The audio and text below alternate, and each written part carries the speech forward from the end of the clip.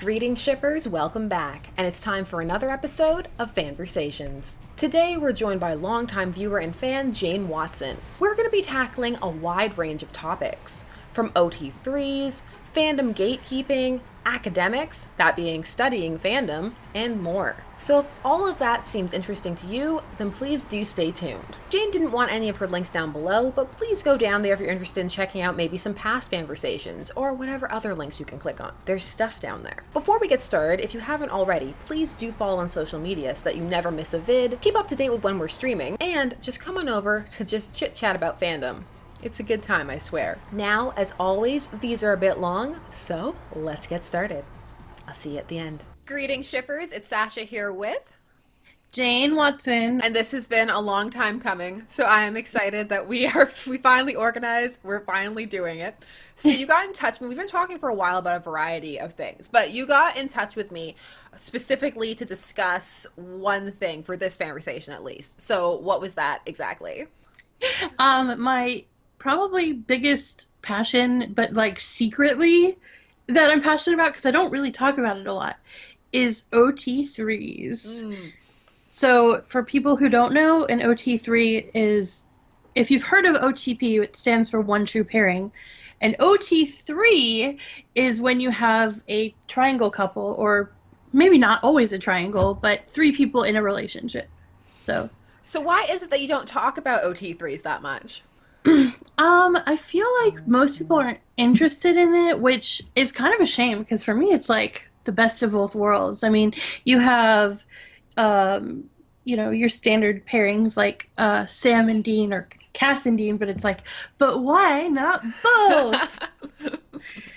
Nobody has to lose in that scenario. I know, why choose and why war when you can just give all three? I know, everybody can have their happy ending all together. It doesn't have to be a fight, we don't have to have, shipping wars could be a thing of the past if we all just embrace the OT3s.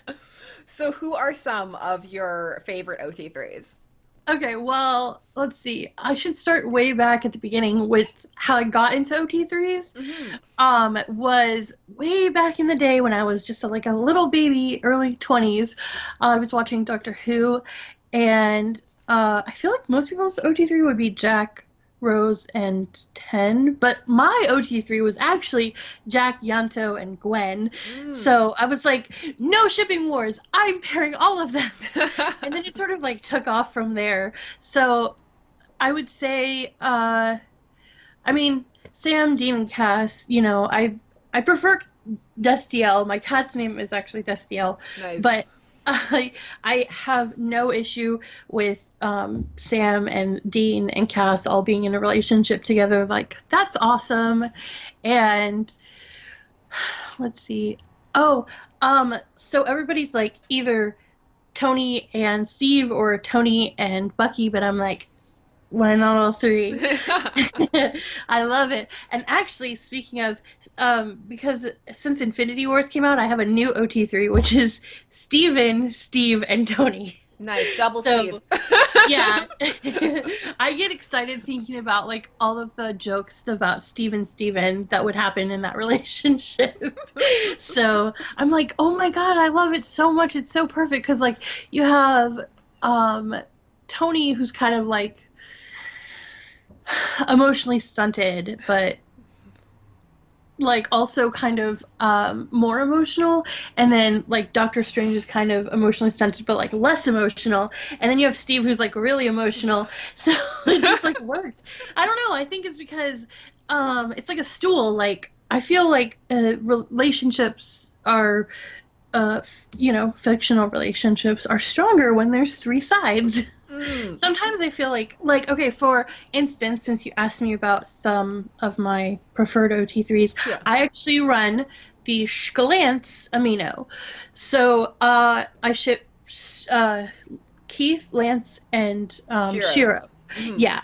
And I think, honestly, that relationship is way better balanced when Shiro is added to it, because you have really strong personalities on both sides who are going to, really war against each other, but then you have, Shiro, who's kind of, more of in the middle, who's, a moderator, who can, understand Keith and understand Lance and, talk to each of them, hey, Keith, I know Lance was getting on your nerves, but like this is maybe why you shouldn't be mad at him about it. Or like, Lance, Keith is really pissed right now, but this is why he was pissed, and I'm gonna explain it to you because you probably won't on your own get it, but like with some help you might understand it a little better. So I just think like I don't know, in fictional worlds like you can explore things like OT3s because in society we have like such strong judgment against anything that's like kind of on the outside or different, and polyamory isn't kind of like mainstream or anything, but like in a fictional world you can really like delve into how having 3 people in a relationship can really like improve it, strengthen bonds, like make things more meaningful. So what has your experience been like running the Clans Amino? um I feel like a lot of people, even being glance shippers, still really, really lean towards Keith and Lance being kind of like the main part of it, which is a shame because, I mean, some of the stuff that I've read and some of the stuff that I've seen people like role play within Glance, when you really kind of explore some of Shiro's stuff, like when there's a good fic, I don't have it in front of me, can't tell you what it is, but it talks about Shiro's PTSD and how Lance and Keith kind of come together to help him.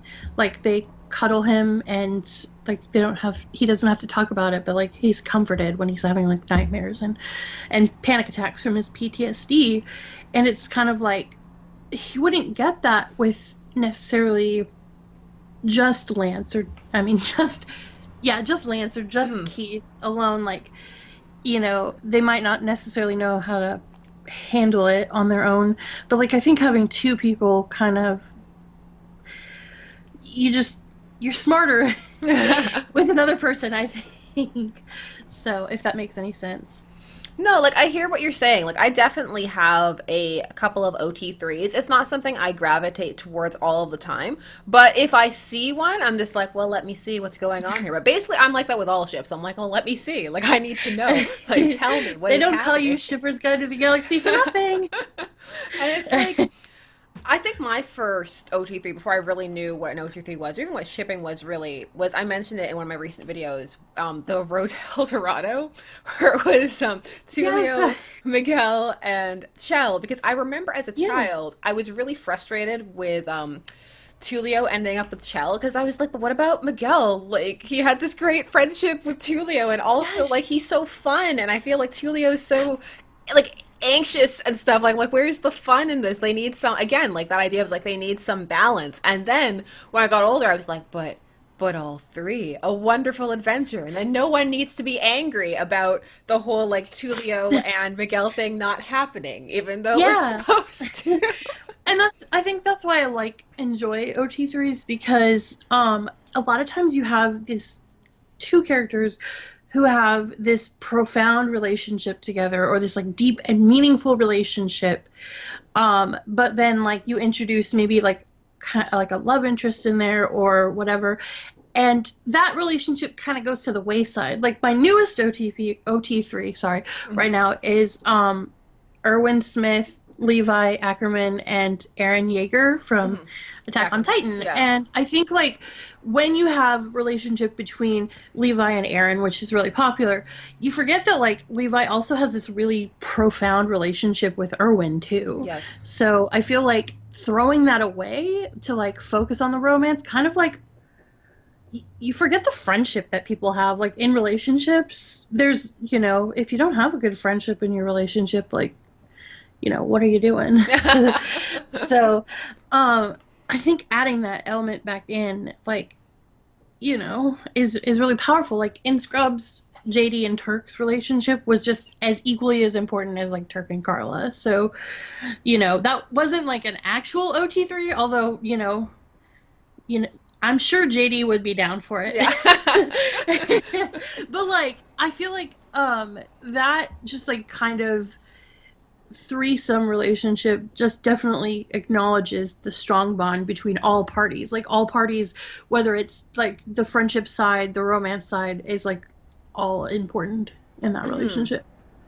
So is OT3 as far as you'll dive, or have you dived it like into further, OT4, OT8 if it's the Avengers?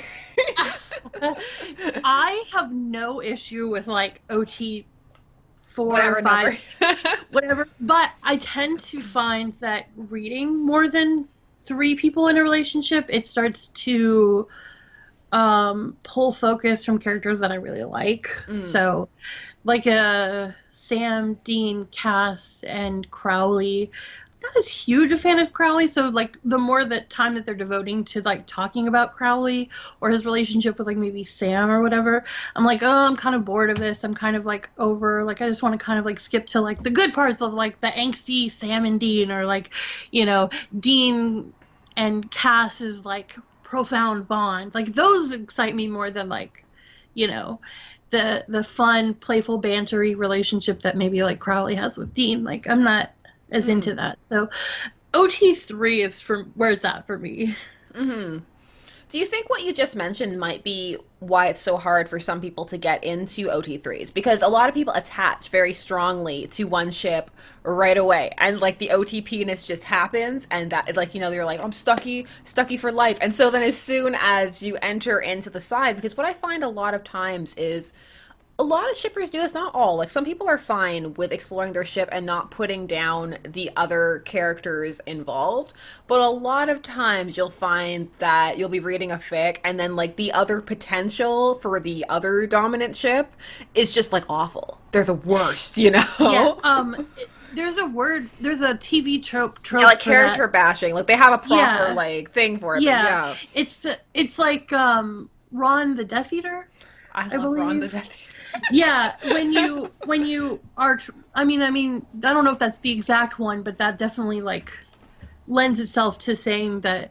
For those who don't know, Ron the Death Eater is a lot of times in fics like they want to explore like certain things like Harry and Harry and Draco Draco or being something. friends or something, like Yeah, even just friends, they and make so all of a sudden Ron is the worst. yeah, he's like literally a Death Eater who like rapes his sister and like murders Hedwig, and like you're like, what the heck is going on? It's because like people get so preferential over one thing that they just like have to, I don't know why, but they have to like absolutely hate the other, which is kind of why I like OT3s, because it's like, you don't have to hate anything in this scenario. You got, it's all one big love fest. Everybody loves each other and everybody has a good time in this relationship. So, I just think people should just give it a chance. Like, maybe you really, really, really love Stucky, but like, would it kill you to like maybe explore what Stucky would look like if Tony were involved? Maybe you would like that even more, just give it a chance.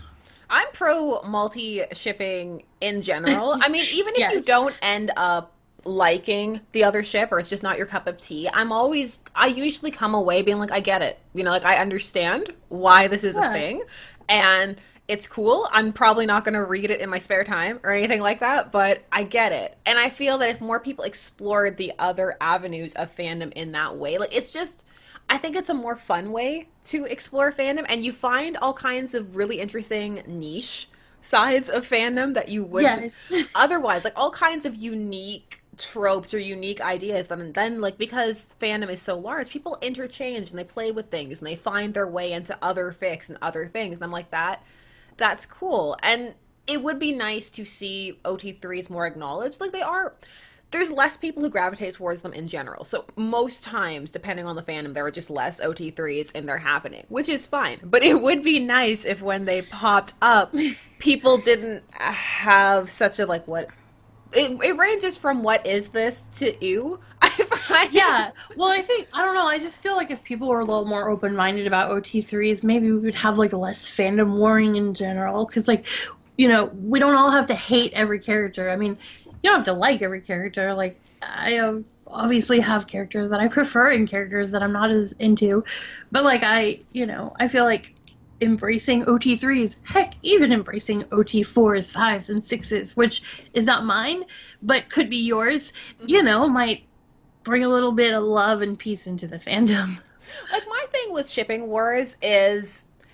it's fun to compare and contrast ships. So I don't mind it when it stays on that level where it's just like, well, this makes more sense because da da da da. And I'm like, okay, you know what?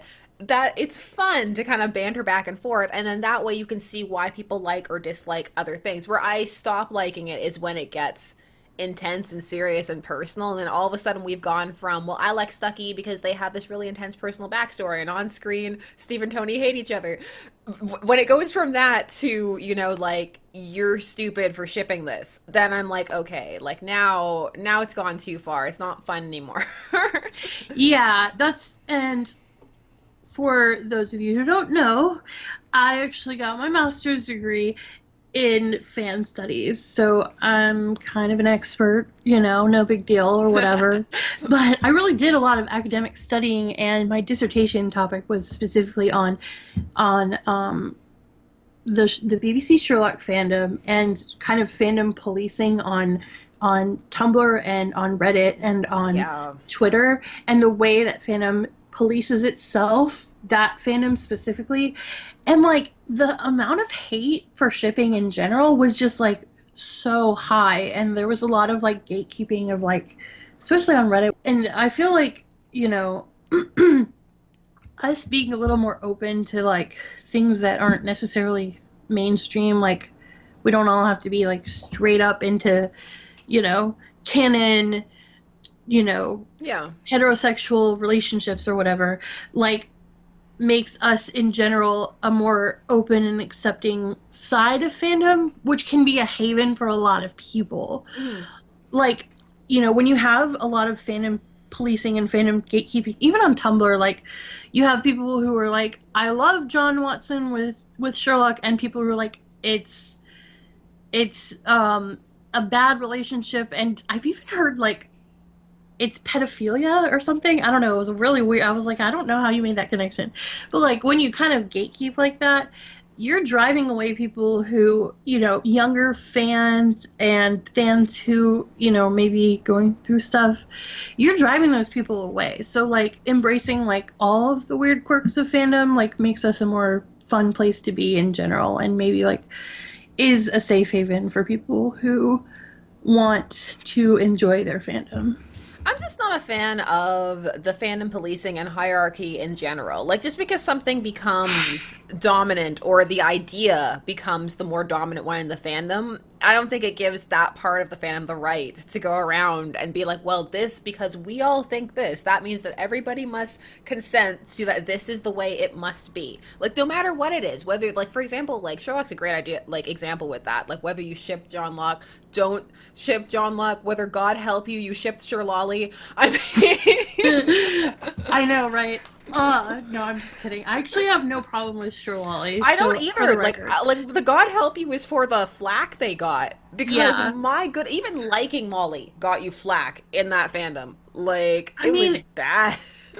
I mean, she was just treated so horribly by Moffat. See, there's another thing. Like, I want to write a fix-it fic that's Sherlolly-ock now. Because Sherlock and John, like, they need to, like, team up and, like, put a blanket on that poor girl and just, like, give her tea and biscuits and, like, comfort her after all the shit that she went through at the end of season 4. Oh my gosh, that was so awful. I'm like, you know what, I like this character. And I actually didn't even mind the characterization. Like, I don't mind that she's got this horrible crush and doesn't know what to do, and she's kind of more mousy and downtrodden. I'm like, you know what, I don't mind that. That's interesting. If we can explore this and actually do something with it, instead of just having her be the butt of all these jokes and walked over all the time, I'm okay with, like, just do something. Just make her be a character. Because, like, there's flashes of moments when she has this really strong personality, but then, like, what the heck is wrong with Moffat? But then immediately he has to turn around and, like, beat the crap out of her so that she's downtrodden again. Like, you know, like, the thing is, like, here's this thing. Like, Natalie Portman said it once, which I really liked. She's like, she doesn't mind playing characters who have, like, traditionally, stereotypically weak traits as long as they're fleshed out. And I'm like, yes, I'm here for that, because I want to see all kinds of different things. Like, if she had been, you know, this downtrodden woman who was having a hard time figuring out her relationships, how to navigate this world, and she just had this crush on this man, and she just couldn't, you know, she couldn't get over it. And I'm like, you know what? I'd be interested in actually seeing that explored if they didn't just use it to just like, hey, look, now she's dating someone who looks exactly like him. Womp, womp, I know. womp. Hey, here's an OT3. Janine, Molly, and Sherlock. I feel like Janine would like really empower Molly in that relationship, but like also the two of them could like team up and like take Sherlock down a few notches. You know what I mean? Yeah, all the notches that he needs to go down. Yes, like 18 notches. So on a scale of 1 to 10. See, that's what OT3s are great for, because you have Molly who's like, you know, I feel like as her canon character would be maybe a little lost in a relationship with Sherlock because he's such a domineering personality. Yeah. And she has that in her, but she doesn't have anyone sort of like advocating for her to stand up. But enter Janine, who's like, you know, sassy little thing who doesn't take any shit from Sherlock. And as evidenced by the fact that she like sold their story to the newspapers. She's like, you know, you f me over, I'm gonna f you over. Wait, sorry. Oh, don't worry about it. Okay, good. I was like, oh my god, I'm sorry. And so I feel like, you know, enter Janine, and you have Janine being like, hey, don't take that shit from Sherlock. Don't take that lying down. Like, stand up to him. You know, be strong. But then, like, Molly could be like, a good friend in the relationship to Janine because, I don't know, just two women hanging out, it's fun, so. Yeah. Why not? I mean, I don't have to have any complex reason there. No, it's like Sherlock was a fandom that had the potential for a lot of OT3s. Like there were a lot that I saw just like I was just like, oh, like that, just like, you know, connecting because, and also I'm a really huge multi-shipper in Sherlock. I have so many Sherlock ships. It's ridiculous. I've said. Oh my gosh, yeah, I still need to do that video. I filmed it a while back and I still had purple hair, so I'm like, now I gotta refilm that green. Like, one shot with you with purple hair, and then, like, the next one is not, and you're like, there's no consistency in this video. I need to be like, look, guys. I deal with it. My Strahd. Two characters who've, like, not even met in canon. Except for that one, like, dream sequence. I was like, wait, he was on drugs. Yes. Like, they were in a room together in that one scene. I was like, look, they're occupying the same I know. space. Maybe it was season 3 or 4 when I was like, oh my god, they're actually, I think it was at the wedding. I was like, they're both in the same place at the same time. It's happening. So, yeah. So what exactly did you explore with your dissertation, like, surrounding Sherlock? Well, I focused a lot on exploring sort of the toxic masculinity on Reddit and talking about how the algorithms of Reddit and the upvoting system really enable Reddit to be kind of a heavily masculine and slightly toxic presence, and how like upvoting and downvoting is supposed to be for stuff that contributes to topics or doesn't contribute, but it really ends up being a lot of like agree/disagree. I agree or I disagree with that buttons. So things like a topic that I talked about was there was someone who was trying to understand why John Locke hadn't happened in season 3, and it was one of the most downvoted posts in all of the Sherlock fandom Reddit. So. Like, you know, you have a legitimate question for the fandom. Like, I think that this couple should be together for XYZ reasons, and like it makes sense, and blah blah blah. And then you have a lot of people who are like, you're delusional, or this is stupid, or whatever. Like, instead of like actually talking about it, they're just like straight up gonna like slap you in the face with like, no. It's interesting because almost in ways like Reddit to me is like the anti-Twitter or Tumblr, like where the reverse happens because like it's right. like it's the Han Solo Lando thing, which I was talking about the other day, where a bunch of people on Twitter discovered that shipping was a thing for the first time, and they had no idea, and it blew their minds, and not in like the most positive way. Like they were just like, "What is happening?" Which is honestly a legit reaction to shipping for the first time. Like some of them were being like, "This is stupid and dumb," but some of them were just like, "What is happening?" Like I don't understand what is going on right now, and that like just like the reverse of that, just like, how can you not see it? It's so obvious. Ex-boyfriends for life, and like all of that. But like, imagine that, but mean, you know? Yeah. Now I have this image in my head of you just like peering up from a wall and going, "Hi, follow me. I'll explain everything." It's interesting. I feel like, as unfortunate as it is that things get this way, and this is what I feel is the most unfortunate aspect of it, is that you almost need to know going into it that there are just certain places you shouldn't say certain things, which I think is a very sad way to have to navigate fandom, but alas, a very true way for certain things. I mean, it just in Reddit, like the thing with the upvoting and downvoting thing on Reddit is that so many times this happens on Twitter too. It's people trying to be excessively clever by being excessively cruel. And like seeing how many upvotes or retweets and stuff that can get. And sadly, oftentimes it's a lot. And lots of times it's not even because people genuinely agree. It's just because like, oh, I can't believe that they said that. Like, you know, and it's... Yeah, for sure. Actually, you said it's kind of the anti-Tumblr, but the funny thing is that I feel like while it's mostly people against shipping on Reddit, it's kind of two sides of the same coin rather than being completely opposite. Because you have, on the one hand, on Reddit, you have like, oh, that's gross to ship it. But then on the other hand, you have everyone on Tumblr being like, that ship I believe that you ship is gross.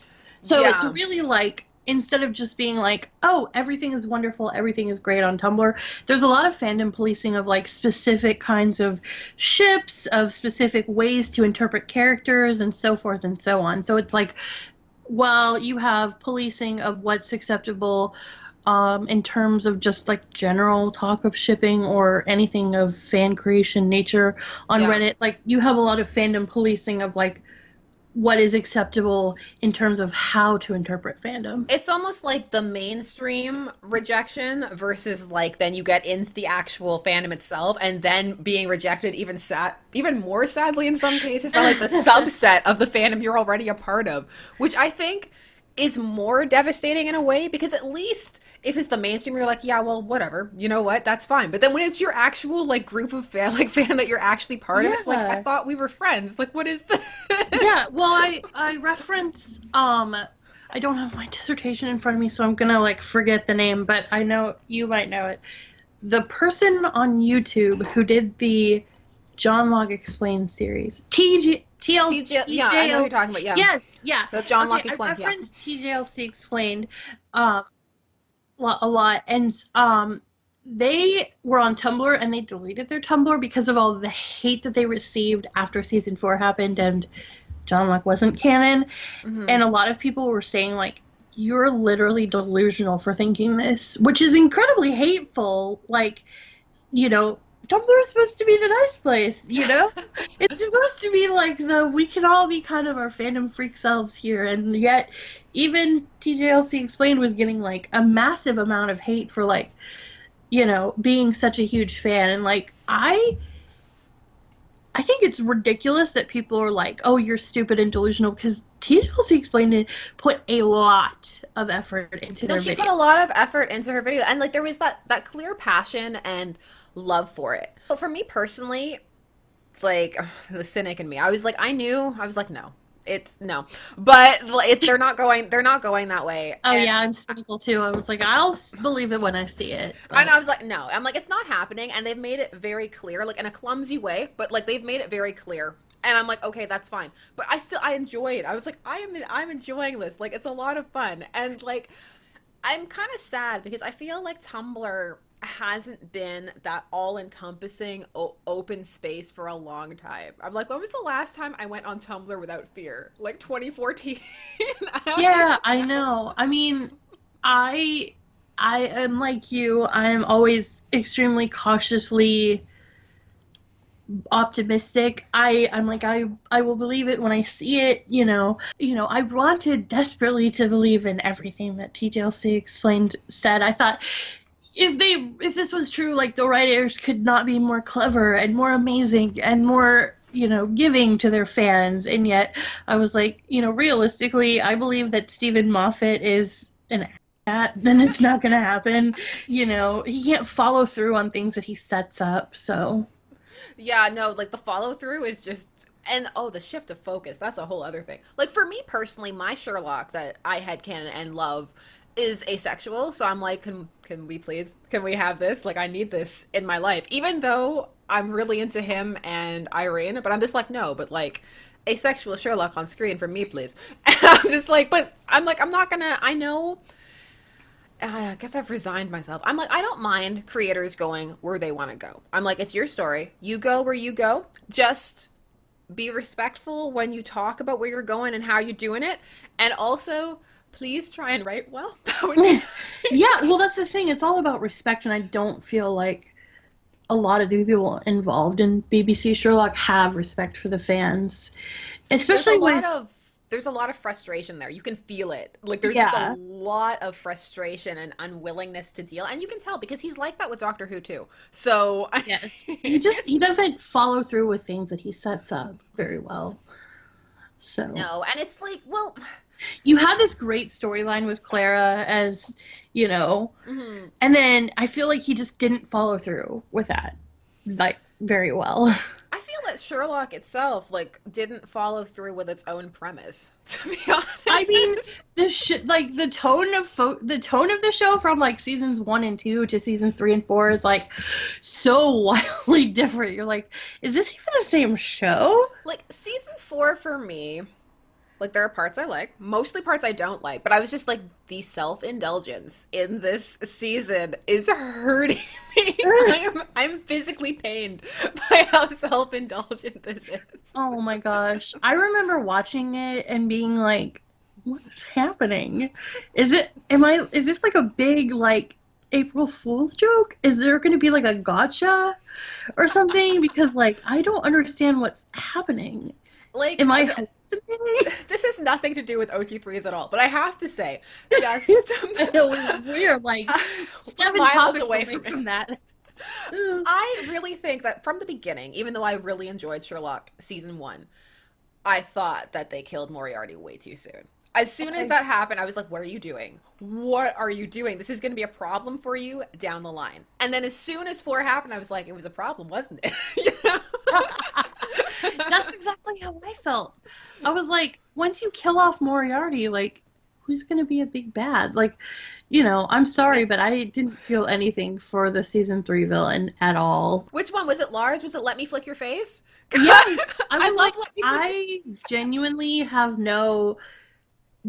he's just like a big annoyance to me. Like, he's like a fly buzzing around your face. You're like, go away, go away. I kind of loved him. I loved Let Me Flick Your Face. Oh my god. It makes me laugh to this day. Maybe I'm enjoying it for the wrong reasons. But like the reveal, I'm not gonna lie. I'm a sucker for a Mind Palace reveal. I felt kind of cheated in a way. I don't know. I felt like they set something up, and I felt like it should have been maybe grander than just a Mind Palace or something. I don't know. I felt like the setup was too big for, like, what it was, maybe. For, like, did you think you were the only one with a Mind Palace? And there's me like, oh! Oh, shit!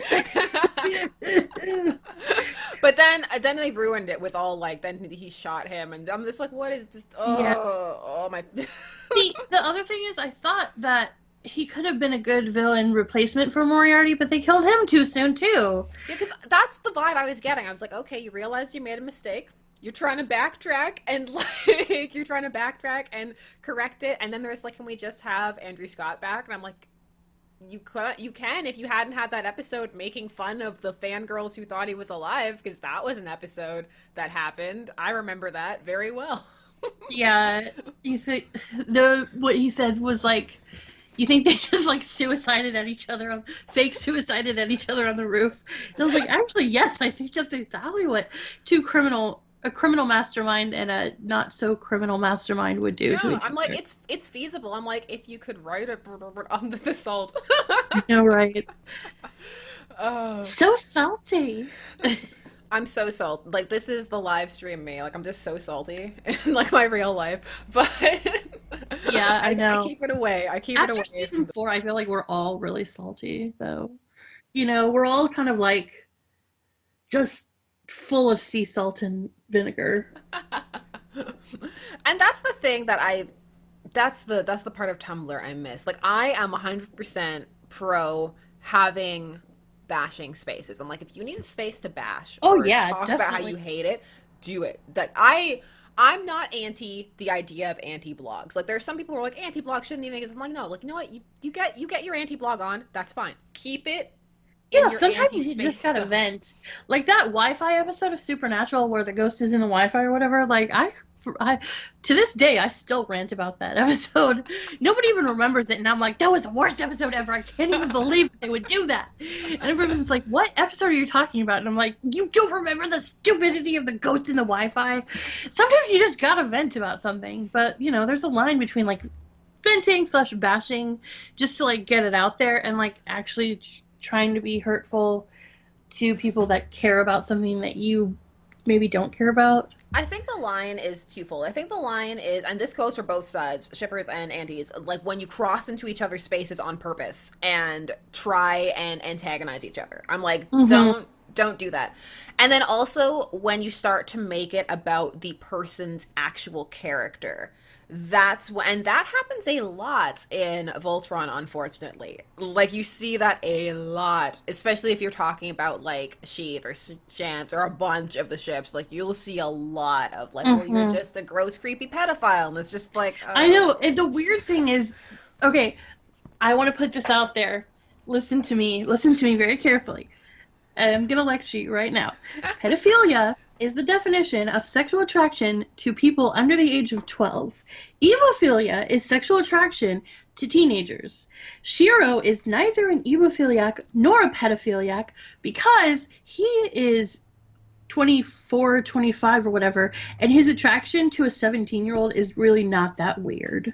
Like, like, okay, it was already too far when people were doing that before the ages were officially released, because I was like, okay, one thing, it's fandom, so you can really headcanon the ages where you want. That's the power of imagination. Like, you can imagine whatever it is, but some people get very rigid, and some people are genuine about it. Like, they're just genuinely concerned. They can't get behind it because it squicks them out. And, like, those people, I'm like, yeah, you know what? That, I get it. You know, if it just makes you Yeah, uncomfortable, that's cool. But what I don't like is the moral grandstanding. Like when you can tell that people aren't even really that opposed to it, but they've just decided that this is the hill they're going to die on. yeah. And the thing is, too, like, as a 24-year-old, would I have been attracted to a 17-year-old? No way. We're in totally different life stages. However, in this universe, you have all of these people who are all experiencing the same things, and a lot of this kind of stuff really ages people emotionally. So while Keith might be 17, 18, whatever, like mentally he's much older because of all the stuff that he went through. So he could totally handle a relationship with someone who's only a few years older than him because they're Yeah. going through very similar things. Well, that's the thing, because a lot of these complaints, they completely decontextualize what's happening, and they take That's they're the like, good word there, they're just like decontextualization. age, and that's it, and then nothing else matters. Not even the fact that within fandom you can make them whatever age you want. Or Hmm. that a lot of times this happens a lot with Spidey Pool, especially now. I'm actually working on a video for it. People will be like, Tom Holland is too young for Ryan Reynolds, and I'm like, you know, people have been shipping Spidey Pool for a long time before, and lots of them aren't even talking about that. They are talking about, like, comics for Peter's, like, straight up 25 and married. And, like, you know, all kinds of... And also, some of them are talking about Andrew Garfield. Some of them are talking about Tobey Maguire. Some of them are writing where Tom Holland is 20. Like, that is such a blanket statement. But I've seen a few comments now that are just like, he's too young, period. And I'm like, okay, is this a genuine, like, we're just talking about this, or have you just set aside the entire thing without looking into it? Because that happens a lot on Tumblr too. It's just its reblog nature is that, like, sometimes somebody will see something, it'll just kind of spiral because you'll just see, like, this is wrong and gross, and then kind of like retweeting a headline to an article you didn't read. Like, it just ends up spiraling a Yeah, little bit. yeah. When you don't actually read the article itself, yeah. Well, it's funny because a lot of people who are like so squicked out by like the idea of like Shiro and Lance or Shiro and Keith are the same people who are probably shipping characters like Dipper and Bill Cipher in Gravity Falls because you automatically don't have Dipper be like a 12-year-old in them. A lot of people are like aging him up, and that's the beauty of fan fiction. Like you said, you can age them up. Like you know, that's an automatic thing for most people who are going to be shipping them. But like for some reason, you know, you can't get your head around the fact that you can make them different ages in this particular instance. So I find that this happens a lot in fandoms that have a more socially conscious fan base, unfortunately. Sometimes, like, it's great because you have all these wonderful people open to exploring all of these great ideas, and you have representation in the show and people looking forward to more and all this stuff, and that's fantastic. But unfortunately, it also leads to the fact that sometimes you have people trying to one-up each other.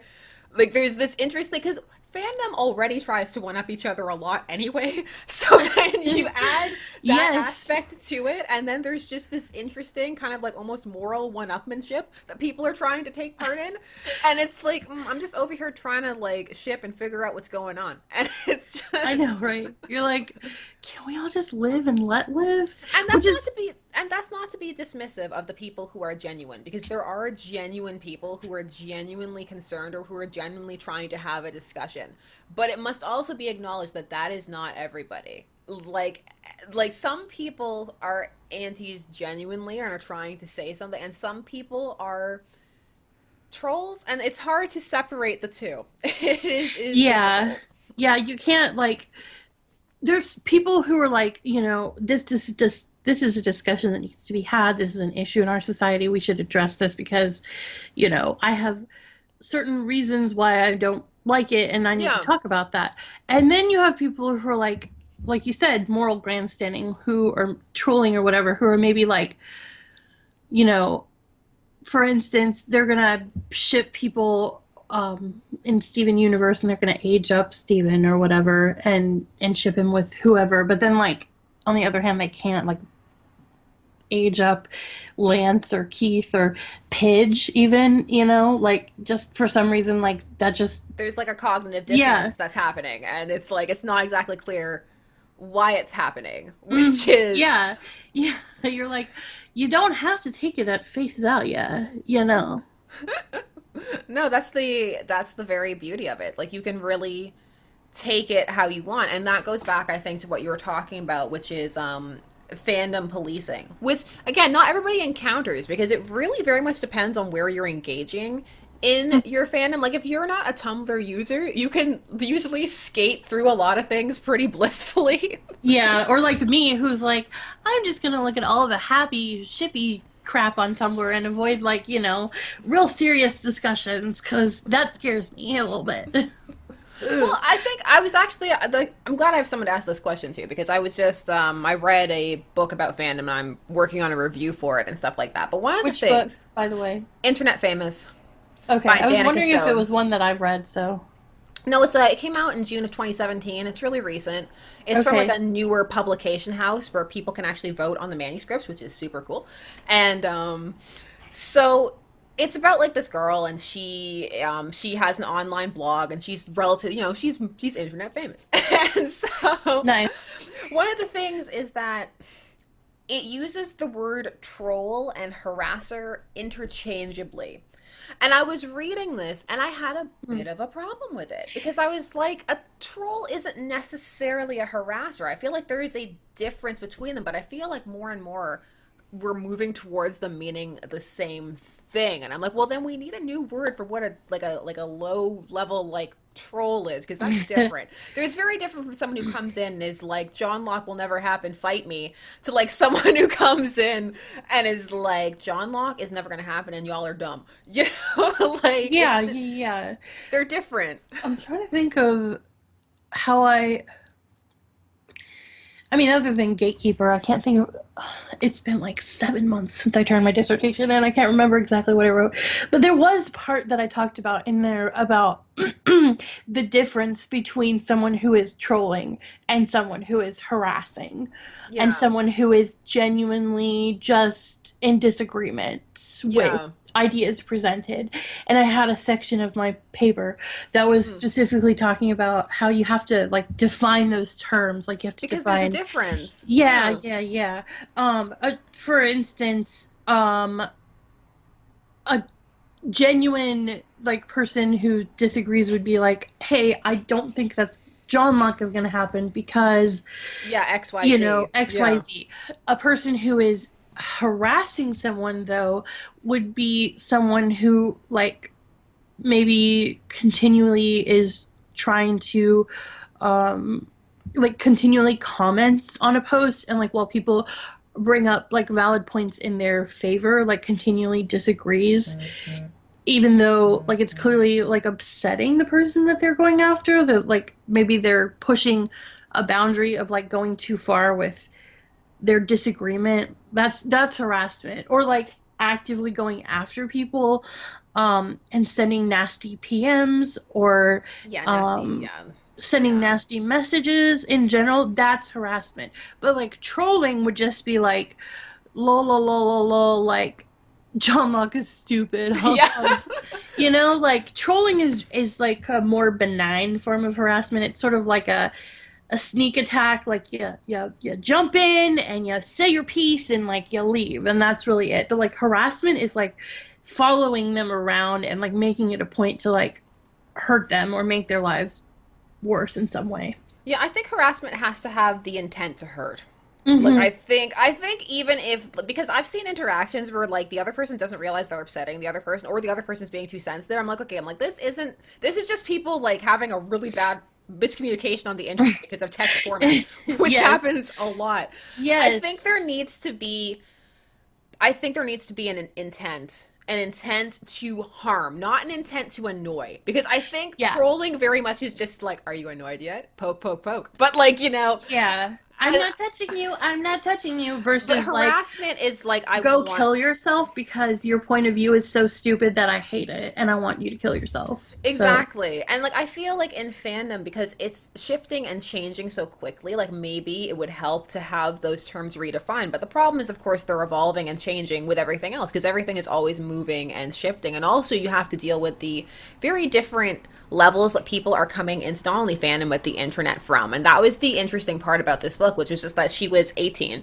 so she had always had the internet, to the point where one of the points of the novel was that she didn't even realize what oversharing was really as a concept, because she had just been brought up and raised on the internet. And then when she started getting harassed, she was like, oh my god, it could be anybody, because I have just, you know, blurted out everything to all of these people. I put it all out there, and who I thought were my fans/friends, and then like, so it could be anybody. And I'm like, yeah, it's interesting. I just find that kind of thing interesting to talk about, especially with fandom being a space where it can be less anonymous than other spaces, depending on, like, how you are active in a forum. It's like where you can know people, but you don't necessarily have to. It's a very interesting space to be a part of, for sure. Yeah, because, you know, when you're really active in a community, like, you can feel like you really know these people, like, you're friends with them. But then, you know, I was really active in the Reddit subreddit Fandom Natural, which is, like, the fandom safe space for the Supernatural fans. Yeah.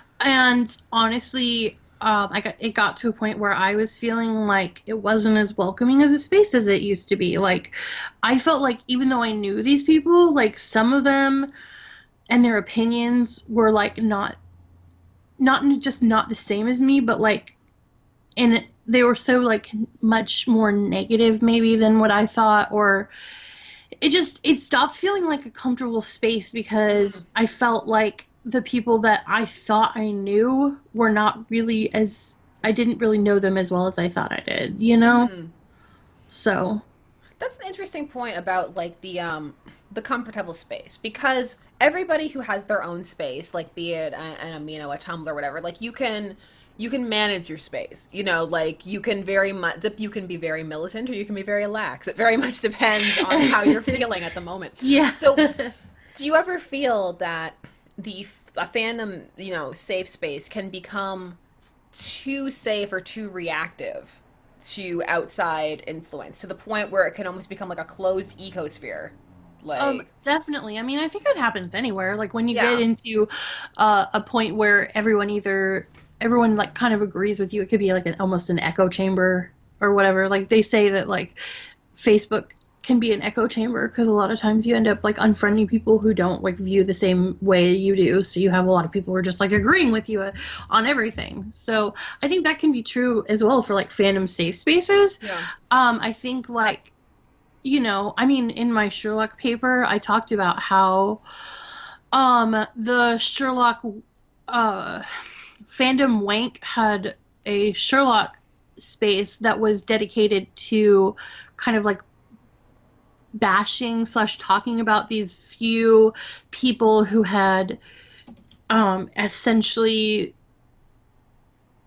done not really, I mean, I don't think they really did anything wrong, but like these other people had thought like very strongly that these other people had done something wrong. So like there was like in the Wank wiki itself, there was like a section of people who were just like obsessed with like hating on this subsection of fans. So it's like, even though, you know, it's all of them agree and it's a place for them all to kind of like be safe and get together, like it ends up still being a really negative space. So yeah. So how do you find that OT3s factor into spaces? Like, do you find that they need their own like safe spaces, or that they pretty much just kind of flit in and out because they are a smaller part of most fandoms they're part of? I feel like a lot of times they don't necessarily like hate on OT3s. They're like, okay, well, I mean, I don't get it, but like, good for you. Like, you do you, boo. But like, I feel like that's because we're sort of like a niche section of fandom. If we were bigger, maybe there would be more. I feel like if there were more people who shipped OT3s, along with that would come people who despise OT3s. Yeah. And would get more angry and more, you know, visceral in their anger and be more vocal in their hatred, you know. Mm-hmm. So we just like sort of exist on the fringes in our own little world. Like, nobody's coming for us. We're all happy here. We're all just living our happy little polyamorous lives. Where do you engage with fandom the most? Like, what is your favorite way to consume it? Pre-grad school, it was Reddit. Now, more Tumblr than anything, because, you know, I think after writing so much about the negativity on Reddit, I was sort of like, okay, you know, I'm kind of done with it now. I'm kind of like over this whole thing. Like, I'm gonna go like live in my own little bubble on Tumblr where everything is happy and shiny. And at the end of Infinity Wars didn't happen. I find like I venture onto Reddit for theories mostly. I enjoy like reading It's a great place for fan theories because like people will like upvote like the most random theories, and I'm like, I'm intrigued. But like Yes. if you go out, it depends what you're looking for with Reddit very much. Mm-hmm. And I find like for me, Tumblr is very much like that as well, because I'm often looking into. Sometimes I'll just, for a video, I'll just have to type in like Raylo anties, and then it's just a very it's just a very sad place. I think there's a difference between Reddit and Tumblr. Is Reddit is a place where you go to engage with other fans, and Tumblr is a place where you go to like cultivate your own version of fandom, which doesn't necessarily mean you have to interact with other fans, really. So that's true, because unless you set up like a Tumblr blog or something where you're very much like, we're gonna talk about this kind of thing, and I want you to like reblog and like chat, and like this is a space for anons to post stuff. Like, it can very much just be like, look at my art, you know? Yeah, I mean, that's pretty much my Tumblr. I'm like, look at my art, and also some really, you know, some really cutesy things that are relatable, like me IRL type stuff. I know, and it's funny. Like, I use Tumblr all the time, and I still don't find it intuitive to navigate. Like, I'm just God, no. God, no. I swear, every time I get on, it tells me I have 3 messages. Every single time, and when I go to check, it's like the same old stuff, and I'm like, what are you trying to tell me? Like, I don't understand what's happening. It just wants you to use the messaging part. I know, right? It's like, I don't have any messages, though. Stop telling me I have 3. What's the deal with 3? Yeah, no, I've had 1 forever, and I'm like, but it's fine. I will just leave this one mystery message that doesn't exist in my Tumblr. It's fine. Yeah. I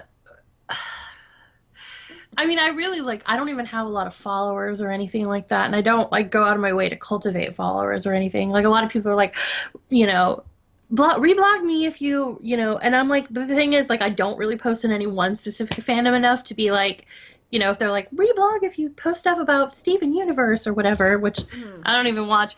But I'm like, I don't like have a Tumblr where it's just this one thing. You know what I mean? Like, sometimes it's a lot of supernatural stuff, but then the next day it'll be just a lot of like, hey, this is super relatable, like to me kind of posts, like me IRL.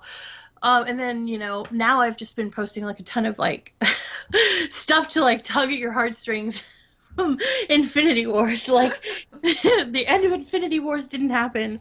Or like my favorite of all of the posts that I've seen for Infinity Wars was like this like third rate Iron Man who's like, Peter, I need a ride. And Peter, in his like third rate Spider-Man costume, is like driving this like beat up bike, and like Iron Man gets on the back. That's great. Yeah, because it's like, it's just like cute, like it's not offensive or I don't know, like it doesn't like target people to like point at them and be like, it's not come at me, bro. Yeah. So I've kind of cultivated my Tumblr as like being my own little like isolated fandom bubble where I'm safe from all of the negativity. So how much do you interact with others in fandom then? Like, is fandom more of like a lurking, like solo experience for you, or is it something where you actively get more engaged and discuss with people and that kind of thing? Prior to grad school, I was really active in fandom, like constantly, but studying fandom, I'm sort of like, I don't know, I think I have PTSD from grad school. It took me 9 months from the end of grad school to pick up metaphorical pen to paper and start writing fan fiction again. I was like, I just can't. The writing. So, I mean, I think I'll probably like eventually get back to like more active in fandom, but like since I was mostly active on Reddit and I've like sort of feel like over the whole thing, it's harder for me because like, I don't know, I struggled a lot with how to use Reddit at first because I was like, I'm too old for this. Like, I was old when it came out. Like, I was in my late 20s, and a lot of the people on there were like teenagers or like really young adults or whatever. And I'm like, they're getting it and I'm not. So it took me like a while to like understand how to use it and stuff. So like, I don't even really know how to engage on Tumblr much. I mean, I know a little bit, but I don't really have. I mean, Amino is another place to engage in fandom, and I was doing that for a while, but I kind of got busy with work, so it's hard to keep up. Like, that's a constant stream of things happening, so it's really hard to like keep up. Which is why I miss the old days of like LiveJournal and forum-based internet experience. I loved LiveJournal so much. Yes, like when you used to like be able to like, old school post to post, somebody responds maybe like 24 hours later or whatever, and then like a few hours after that you respond, and then a few hours after that they respond, and it gives you time to collect your thoughts sometimes, Yeah, that's why I can't do a role play. It's too fast. I'm like, I don't have time to be in your role play, guys. Yeah. Like, this is too much. I have to do groceries. I can't. I wish. I know. I think burnout is very real. Like, I can definitely relate. Like, post uni, I couldn't read a book for fun for a long time. Like, it took me years to be able to read for fun again, to be honest, because I did a double major. I did theater and film, and then I did cultural studies and critical theory, and so that was a ton of analysis of stuff, and it took me a long time to be able to read and just enjoy. Yeah. Because, like, you don't always want to be analyzing. Like, analyzing can be fun, but it took a long time for it to turn around and be fun for me again. Yeah. If that makes any sense. I think part of it, too, is that I have not just burnout from, like, grad school, but, like, I also am, like, kind of actively engaged in the ACA-fan community, which is, like, academic fans. Yeah. Because a lot of people who are fan studies, scholars, are fans themselves, that it's just natural. And so I'm like looking at it from like a completely different perspective now than I used to. Like, it used to be like, okay, I'm like a fan and I'm looking at it from a fan's point of view. And now I'm like looking at it as like I'm analyzing the fandom itself and the way that they react to things. And I'm like, some of this is kind of unpleasant.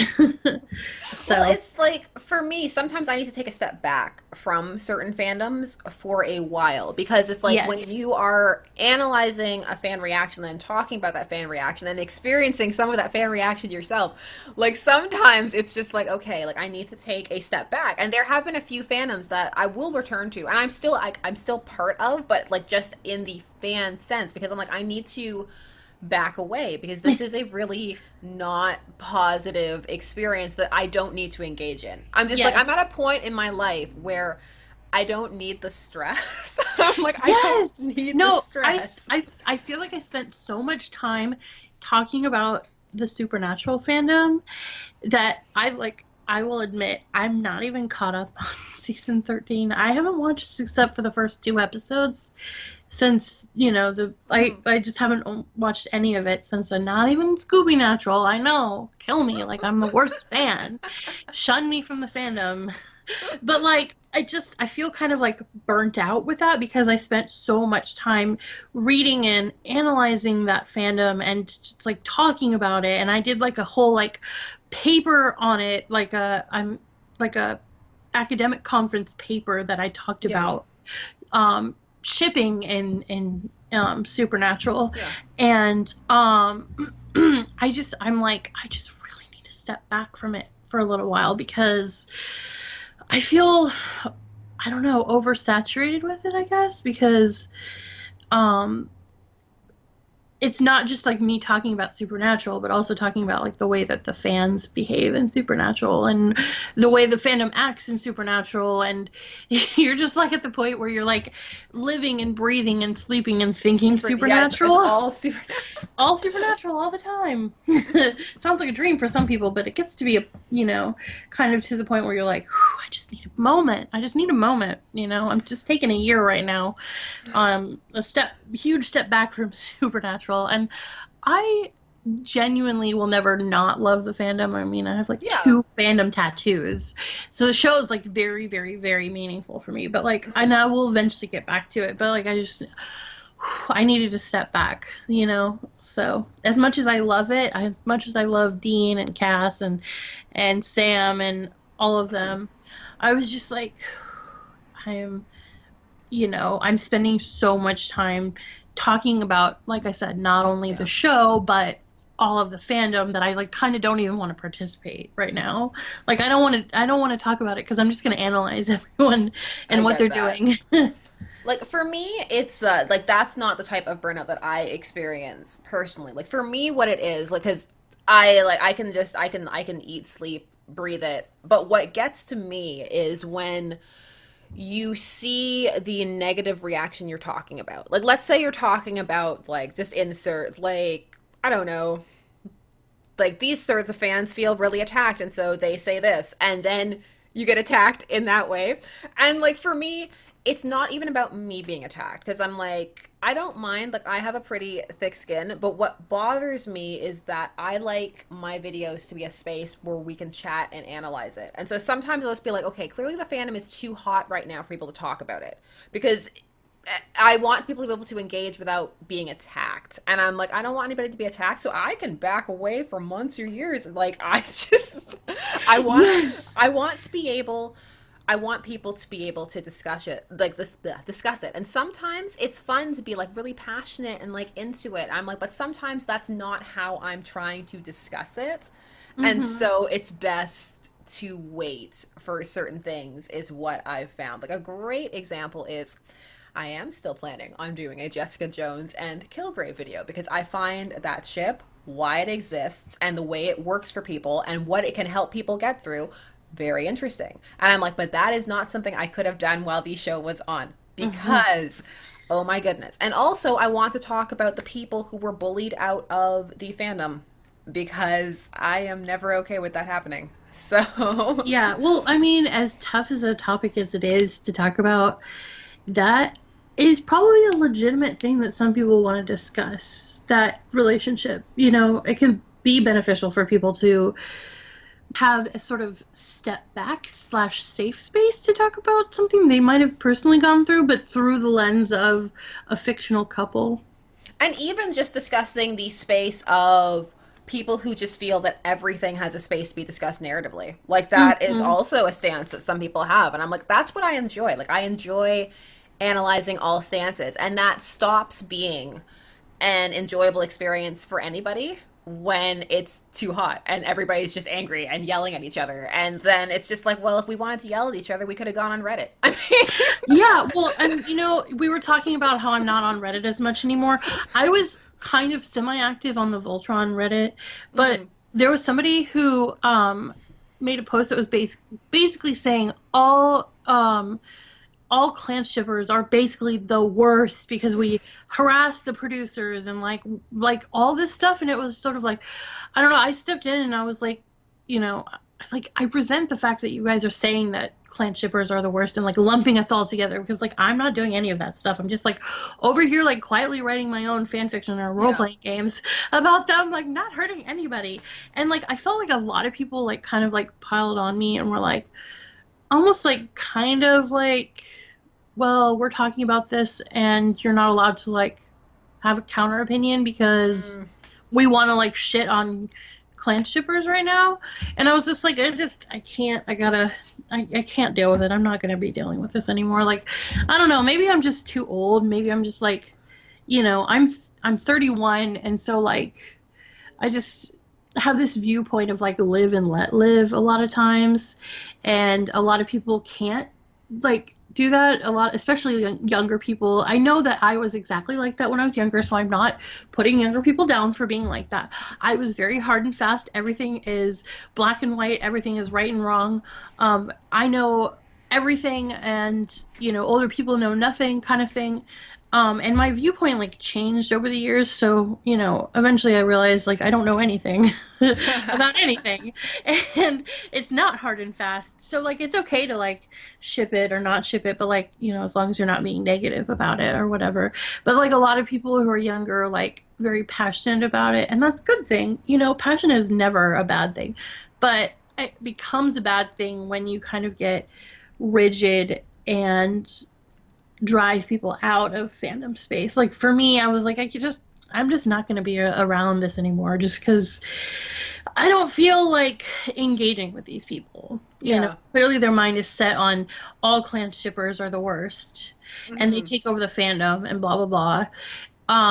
And that hasn't been my experience at all. Most of the time when I see anything related to the Voltron fandom, it's like a lot of different aspects of the fandom rather than just like focused on shipping any particular characters. But, my experience is just my experience. So what do I know? it's interesting because like the young get blamed for the passion a lot, and it is like the thing is each fandom has a different age range too, which is fascinating. So sometimes you'll see youth getting blamed for a fandom where it's actually not that young. I think it just depends on how engaged and passionate you are about the topic, which tends to, it doesn't have to, but it tends to decline as you age. Not because even you're not as into it, but just you don't have time, and there are so many other things in your life that end up taking precedence. And like that ability to be that passionate about, sometimes it needs to be siphoned into other things that you're doing. I want to make clear that I, one, don't think all young people are stupid or over passionate. And two, I think that anybody can be like carried away about something. I get carried away about plenty of stuff. I'm just saying that as I've grown older, I've like have less time to care about things in a way that some people might have more time to care about. So yeah, it's like I like examining, and like I think that some things are very important, and that we like things obviously need to change and discussions need to be had, but at the same time I'm always there for making sure that it's a space where people can have a good time and have fun, because fandom at its core is largely an escape from a lot of things. So like you said about the fandom policing and stuff, when you turn around and drive people out of spaces, it's incredibly problematic. And lots of times the things you see people getting driven out for, you'll look at them and you're like, this isn't like, why is this person being piled on? Why is this person being, ostracized and driven out? And especially like you said, like so many people are using this space as a way for a lot of things, to engage socially, to work through issues, to deal with anything, you know, from all walks of life, dealing with all kinds of things. And this is supposed to be a space where a lot of, like, I guess, you know, you don't have to be a misfit to be, like, in a fandom or anything at all. But yeah. Sometimes if you are, like, it makes you feel more welcome because you're part of this already niche thing, you know? Mm-hmm. Yeah, it gives you, you're like, I'm a weirdo, but it's okay because you're a weirdo too, you know? We can both be weirdos together, and it'll be great. And even though we're weird about different things, and I'm like, I want... I like that. I like when all the things can coexist together, and it's fine to be more passionate about one than the other. Like, to me, I'm like, that's fine. Like, we can have our Stucky and Stony debates till the end of time. It's fine. But can we keep them as just like discussions and debates and gentle ribbing and not cross the line into, like, I have no problem with people who are like, oh, so you ship to people who hate each other, huh? It's like, you know, it's like, which again is why I'm an OT3 shipper, because I'm like, you know, we don't have to argue, we don't have to say Bucky or Tony, we can say Bucky and Steve and Tony. It's Stuck Tony, man. Yeah. The ship names for those are always fun, because then you're like, okay, we must combine all of the things. It's yes, I know. Thing. Oh, I've heard a lot of different ones, but my favorite is Schglance for Schglance. So it is too, because it also sounds like you're just saying like some kind of alien word, which is really great. Yeah, Schglance. And I fell for them at a Schglance. Yeah. I'm sorry. No, that's good. I like it. I'll be here all night. I think, you know, I really enjoy OT3s because it ends the debate. It's like we don't have to choose, you know, we can have it all, yeah. You know, because you can have your cake and eat it too. Yeah. All of the things. You know, and it also doesn't even have to be a full triangle. I read a really, really good, I'm not even going to pretend that I know the ship name for this. Erwin, Levi, and Aaron. I don't know. I think it's Yep, nope, can't do it. And it was only a V. It was the two of them were only in a relationship with Aaron and not also with each other. And I thought, that's interesting. I haven't read a lot of stuff like that. And it opens the door to more possibilities. You know, you could totally have a Stony Buck. I'm calling it Stony Buck.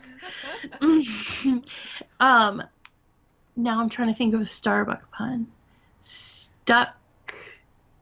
The one for him and Bucky's pretty good, Starbucks, which always makes me smile. Yes. Like a Starbucks logo, which is always great. Stark. Yeah, like, because people, like, currently they're like, Stuck Tony, but I'm just like, that's a bit, it doesn't roll off the tongue. No. Exactly. No. I'm always a fan of, like, easily roll off the tongueable ship names, which is why I kind of hate Airy, because I'm like, it's the worst name. I can't even say it. I don't know if it's Airy or Airy. I don't know. Anyway, like the ship name discussion, like right now people are deciding on the ship name for Deadpool and Colossus, and where were they last time? Like Rasputin or something. Like it was like I had a good one. I'll need to find it because like people are like slowly making it make sense. I think my computer's about to die, so I'm gonna switch some. My computer died. I forgot to plug it in when I came home. No, that's fine. That happens more often than you'd think.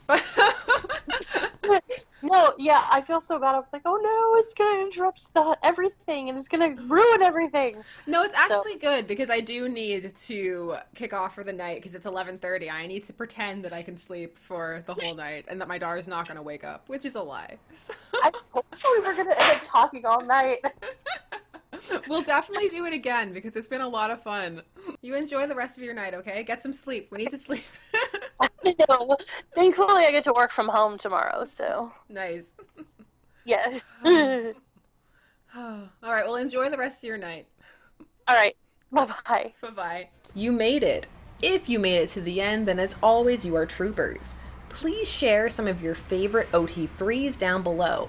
And let me know how you feel about fandom gatekeeping, as it's called. Have you experienced a lot of it? Do you think it's necessary? Leave all your opinions down below.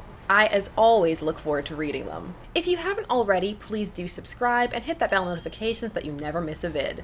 There are, as always, more videos coming soon, sporadically, when I finish them. As always, I appreciate you for taking some time out of your day to spend it chatting about fandom with me. Or in this case, listening to chats about fandom. It's always a good time. And until next time, let's get to that outro. Bye-bye. This has been Shipper's Guide to the Galaxy. Don't forget to like, share, comment, and subscribe. Special thanks to all of my patrons' names on the side. As always, please stay tuned, for there is many ships out there as there are stars in the sky.